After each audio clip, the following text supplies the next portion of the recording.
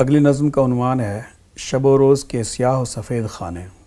ہر صبح تم ایک نئے دن کے حضور پیش کیے جاتے ہو، اور چونکہ تمہارا ایک نام ہے اور دنوں کی طرح آج بھی تم سڑکوں پر ایک ہی طرح کے معاملات دیکھو گے۔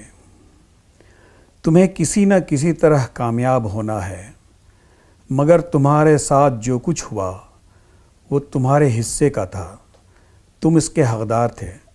کیا کہا؟ تم محروم کر دیے گئے، اور کیوں نہ کیے جاتے؟ جو تم سے بہتر تھے وہ بھی محروم کیے گئے۔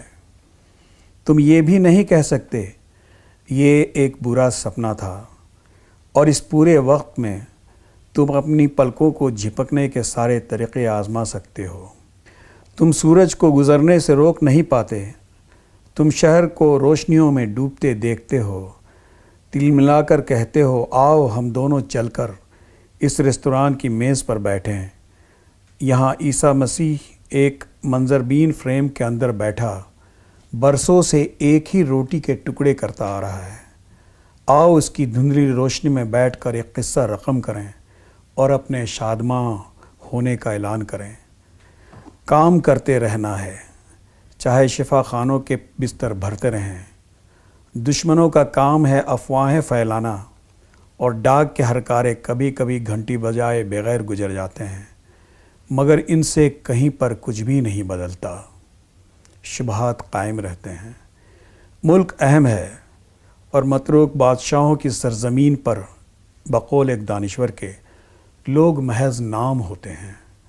جمہوریت ہر شخص کو یکساں مواقع فراہم کرتی ہے، مگر ایک بہتر زندگی سے بدتر کچھ بھی نہیں ہوتا۔ یہ وہ سکہ ہے جس کے دونوں رخ غلط ہیں۔ پچھلی بار بھی تم نے ایک ہی طرح کا راگ الاپا تھا۔ تم نے کہا تھا شطرنج کے سارے مہرے ہمارے اندر ہیں، اور سب چالیں ہمارے اندر ہیں، کیوں ہم باہر کی طرف بکھرنے پر مجبور ہیں؟ یا کیا یہ دوسری طرح کے مسئلے ہیں جو ہمیں ایک ڈھنگ کا انسان بننے نہیں دیتے؟ یا ایک نئی صدی کی تھکن ہے جس نے شروع سے ہی ہمیں آ لیا ہے؟ کیا اس اتنے بڑے شہر میں ایک غیر جانبدار خطہ راجی موجود نہیں جہاں کھڑے ہو کر ہم اپنی عادتوں کے ملبوں سے باہر آ سکیں؟